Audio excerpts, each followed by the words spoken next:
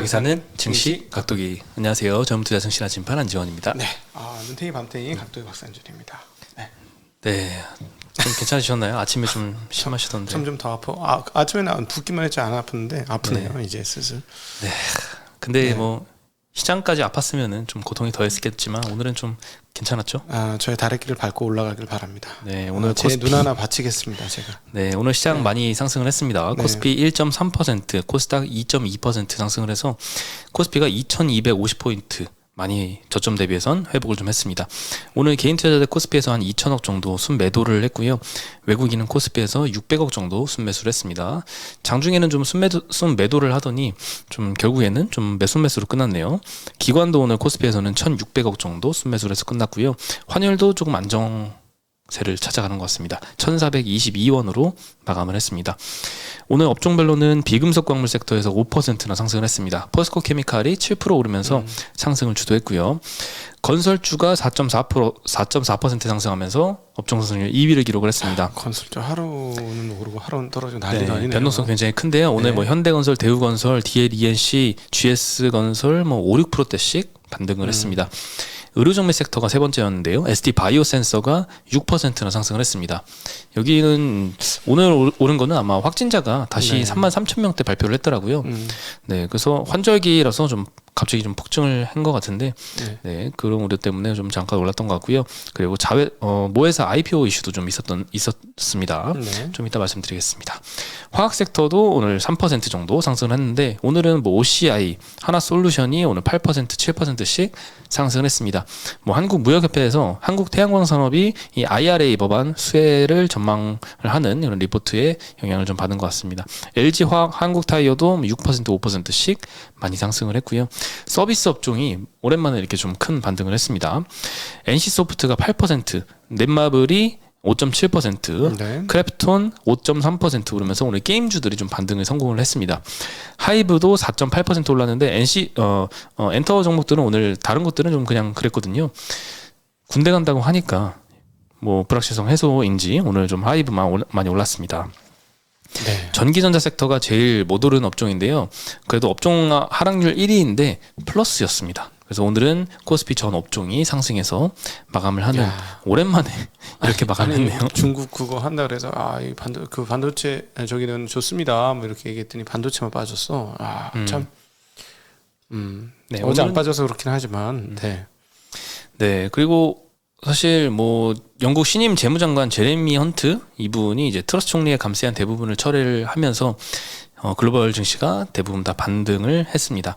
근데 이제 뭐 금리 인상 기조는 꺾인 것 같지는 않더라고요. 페드와치 기준으로 보니까 11월 75bp 인상 확률이 97%, 일주일 전에는 한 76%였는데 네.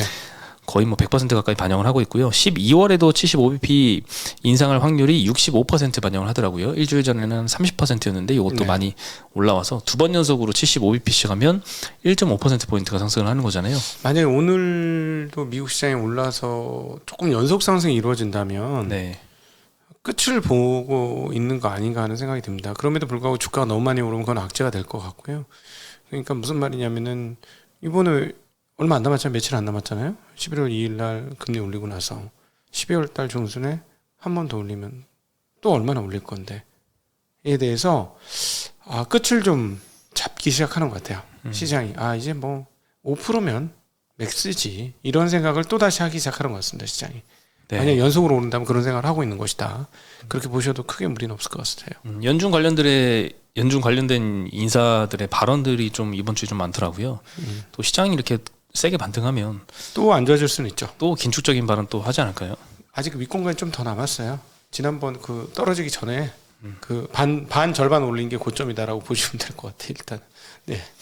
네, 그리고 오늘 게임주 오랜만에 반등을 했는데요. 미국 시장에서도 로블록스가 20% 급등을 했더라고요. 9월 달에 일일 이용자 수가 5,780만 명. 으로 전년 대비해서 23% 증가를 했고요. 이용 시간도 16% 증가하면서 주가가 20%나 올랐습니다. 뭐 나스닥 3% 이상 오른 것도 영향을 끼쳤고요. 게임즈 투심이 좀 개선이 되었다고 느껴지는 게 위메이드가 20일 날 위믹스 3.0 공개하면서 새로운 위믹스 코인을 발행한다고 하면서 오늘 16%나 올랐거든요. 위메이드 맥스도 10%, 위메이드 플레이 뭐 관계사도까지 다 올랐습니다. 근데 뭐 예전 같았으면은 위믹스 코인을 뭐 발행을 하던 말던 신경도 안 쓸 텐데 오늘 같은 경우에는 또 이걸 또 호재로 받아들이는 것 같아요. 네. 네. 같은 정보여도 정말 다른 것 같습니다. 작년에 했으면 또 난리가 났겠는데 최근까지는 또 반응이 너무 없었잖아요. 그러다가 또 오늘은 또 반응을 좀 해주네요. 참 어제 보면은 전반적으로 분위기가 아주 어두웠잖아요. 올라도 뭐 무조건 떨어진다 시장에 대해서 확실히 임계치에 일부 다다라해서 언제든지 반등을 할 수 있는 거죠. 뭐 지금 상황에서. 근데 이제 일단은 뭐 어디까지 갈지는 모르겠고 올라가도 여전히 악재는 살아 있고 그렇습니다. 악재가 있어도 뭐 주가 떨어진 게 호재니까 서로 맞싸움을 하는 거죠 지금. 네. 네. 그리고 이제 하이브가 오늘 엔터주들 중에서 아웃퍼폼을 했는데요. BTS 진이 입대하기로 이제 결정을 한 것 같습니다. 제일 먼저 입대할 것 같습니다. 멤버 진이 10월 말에 입영 연기를 취소하고 다른 멤버들도 순차적으로 입대할 예정이라고 밝혔고요. 그래서 삼성증권에서는 장기간 동안 이 군입대에 관련된 노이즈와 불확실성이 이어졌는데 이제 드디어 해소됐다. 개인 활동으로 공백기 매출 타격도 최소화할 것이다라고 했고요. 23년도 상반기까지는 멤버들의 개인 활동이 이어질 거고 25년도에는 다시 완전체로 활동을 재개할 걸로 지금 예상이 되거든요. 그래서 이미 완전히 노출된 악재는 더 이상 악재가 아니라고 시장에서 판단을 한 것 같습니다. 한꺼번에 가는 게 아니라 그럼요. 한꺼번에는 아니고 뭐 한꺼번에 간다 뭐 이렇게 했는데 그 한꺼번에 가는 게 아니라 순차적으로 가겠죠. 돌아가면서 간다. 네. 한 명씩. 그리고 나머지 멤버들은 뭐 개인 활동도 하면서 네, 매출 공백을 조금 메꿔주고. 이 회사가 개별 행동을 별로 안 했거든요.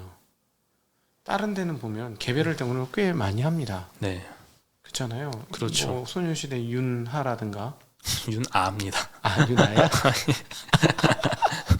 윤아라든가 그다음에 그 누구 차은우? 차은우. 네. 차은우는 알지만 차은우가 있는 그룹을 잘 모르잖아요. 예, 거기가 판타지오의 뭐더라 이름이 있어요. 그룹 이름이 있는데 그룹을 사람들이 잘 몰라. 네.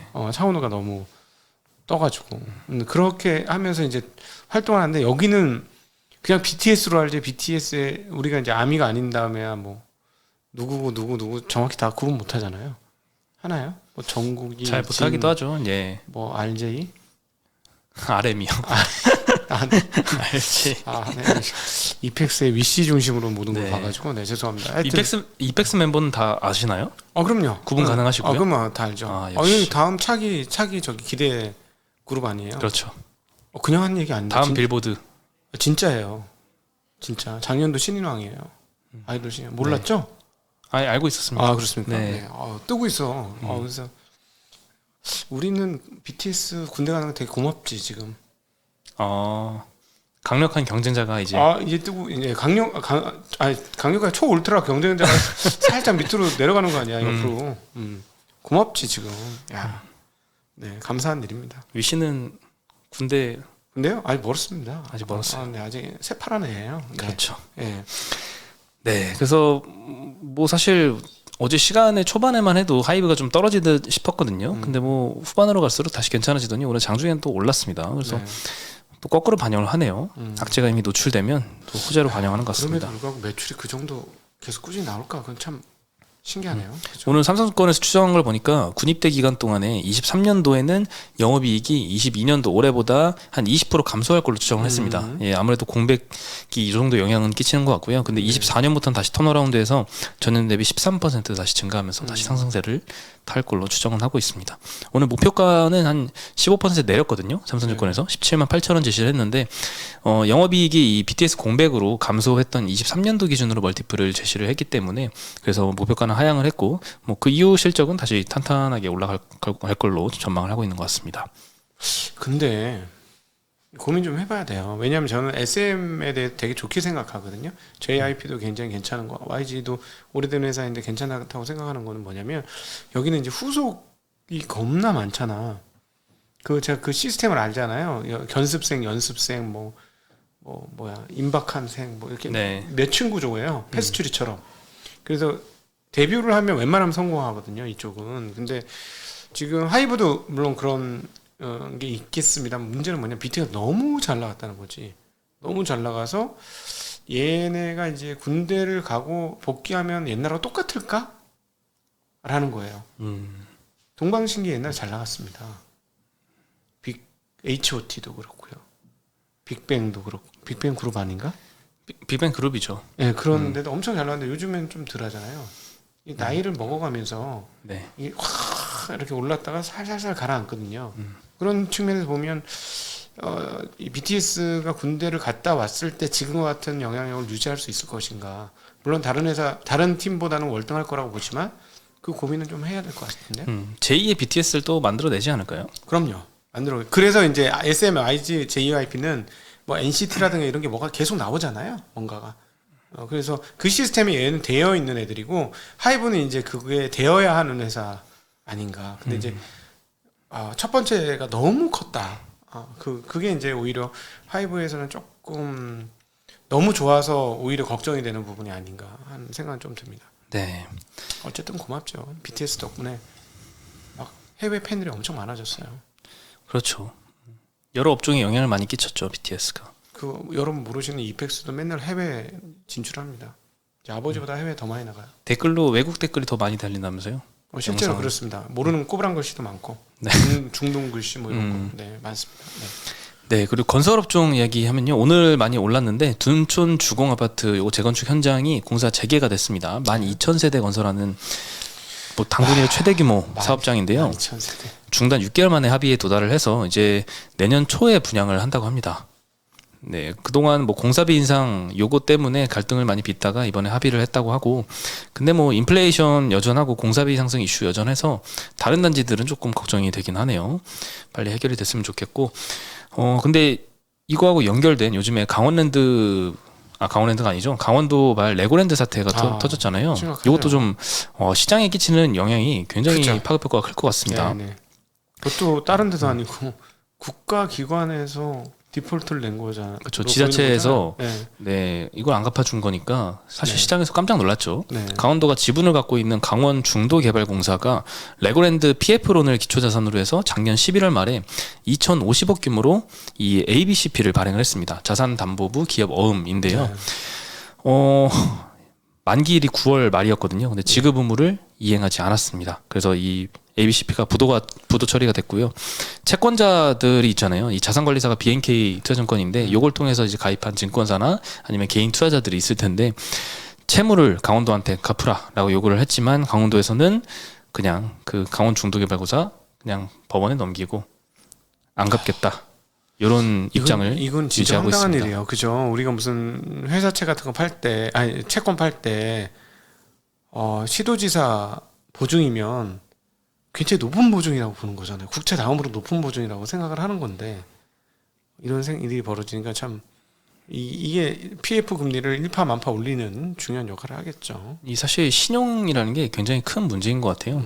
이게 강원랜드가 한번 이게 지급보증 구조인데 지급보증 이행을 안 해버리는 거잖아요. 네. 그러면은 이제 투자자들 입장에서는 다음에 어떤 곳이든 지급보증하는 구조가 있으면 이거를 믿을 수가 없잖아요. 그렇죠. 네. 아무리 신용등급이 높다, 뭐 누가 보증했다, 뭐 누가 보증했다 해도 믿을 수가 없으니까 그러면 이제 투자를 안 하게 되겠죠. 할 사람들도 안 하게 되면 금리는 계속 높아지고 그런 현상이 지금 나타나고 있는데요. 다른 증권사 라인업된 전단체들은 모르겠지만 저희 회사 라인업된 전단체를 기준으로 보면은 어제 라인업된 전단체와 오늘 라인업된 전단체가 같은 A2 신용등급인데 1%나 높아졌습니다. 금리가. 네. 뭐 기준금리 최근에 50bp 올렸는데 그거를 훨씬 뛰어넘는 규모잖아요. 1%면. 그래서 이런 게 아마 요즘에 참 이런 신용을 좀 잃어가는 이런 사태가 금리 높이는데 좀 영향을 주지 않았나 싶습니다. 네. 이게 참 전단체 금리가 뭐 6.5까지 나오고 있어요. A2 기준으로. 그러니까 굉장히 많이 높아졌는데 요걸 보고서 와, 빨리 투자하고 싶다. 이렇게 금리 많이 주나? 라는 생각이 들기보다는 신용이 문제 있는 거 아니야? 이런 그렇죠. 걱정이 좀 들기 시작합니다. 그럴 수 있습니다. 네, 충분히. 예. 네. 그리고 또 증권사들이 이런 신용 공여를 많이 하고 있는데요. 증권사들 평균적으로 자기 자본 대비 부동산 PF 신용공여 비중이 한 30% 조금 안 되더라고요. 네. 근데 가장 높은 증권사 기준으로는 뭐 하이증권 같은 경우는 86%, BNK 68%, 교보, 다올, IBK는 50%대 정도 기록을 하고 있으니까 증권사별로 굉장히 천차만별인 것 같습니다. 예. 그리고 뭐 여타 뭐 우발 채무까지 하면은 자기 자본보다 뭐 100% 넘는 증권사도 있다고 하니까 여기 제발 전염이 안 됐으면 좋겠습니다. 네네. 신용이라는 게 무서워서 한 번 터지면 연쇄적으로 좀 번지는 게 있으니까, 그 서로 못 믿기 시작하면 그 진짜 신용이 깨지는 거니까요. 그렇죠. 뭐 예전에 2008년 금융위기 생각해봐도 그때 뭐 주택담보대출이 굉장히 많잖아요. 그래서 뭐 프라임론도 있고 알트-A가 이제 중간 신용 등급, 제일 낮은 신용 등급이 서프라임이라고 하는 서프라임 쪽에서 문제가 터져서 그게 일파만파 커진 건데 네. 또다시 그런 일이 재발하지 않길 바랍니다. 네. 네, 그리고 오늘 한국경제에서 단독 기사가 나왔습니다. 포스코 케미칼이 포드에 수십조 원 규모 양극재 공급을 추진한다라는 보도가 나왔는데요. 일단 지난달 20일 날 포드 CEO하고 포스코 회장 간의 회담이 있었다고 합니다. 이때 포드 CEO가 처음으로 양극재 공급을 공식적으로 요청을 했다고 하는데요. 이 포스코 케미칼을 중심으로 포드와 SK온의 합작사인 블루오벌 SK 이쪽으로 양극재 공급을 추진을 계획하고 있다고 합니다.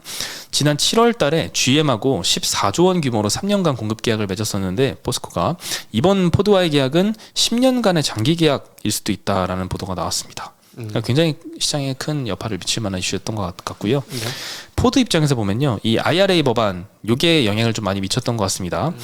내년부터는 이제 미국하고 이제 미국하고 FTA를 맺은 국가에서 조달한 광물을 40% 이상 배터리에 적용해야지 보조금 대당 7,500달러를 받을 수가 있는데요. 이 비중이 매년 10%포인트씩 높아져서 2027년에는 70%까지 올라갑니다. 그래서 기존의 중국산 비중을 많이 줄이고 그 대안으로 찾을 수 있는 게 국내 업체들. 네. 그래서 포스코가 이 수혜를 얻고 있다라는 거고요. 최근에 2차전지 업종 관련된 리포트에서 이런 얘기가 많이 나왔습니다. IRA 법안 최대 수혜는 국내 2차전지 업체다. 이런 얘기 많이 나왔는데 점점 실현이 되어가는 모습이 확인이 되고 있습니다. 네. 근데 오늘 반대로 에코프로비엠은 4% 하락을 했습니다. 포스코 케미칼은 이 기사 때문에 7% 정도 올랐는데 기존에 SK온을 통해서 포드에 에코프로비엠이 양극재를 공급을 해왔습니다.